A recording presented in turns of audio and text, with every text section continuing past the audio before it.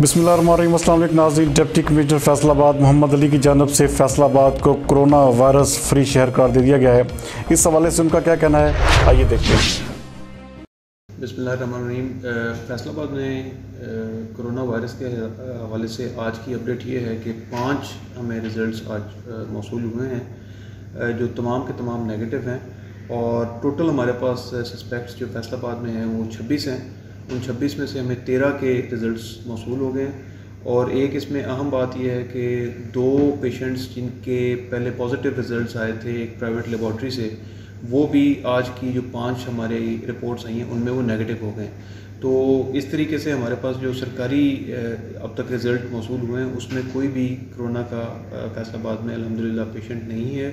हमारे पास 158 ज़ायरीन जो इस वक्त क्वारंटीन सेंटर में मौजूद हैं, उनके हम उम्मीद कर रहे हैं कि अगले 2 से 3 दिन में हमें रिज़ल्ट्स मौसूल हो जाएंगे।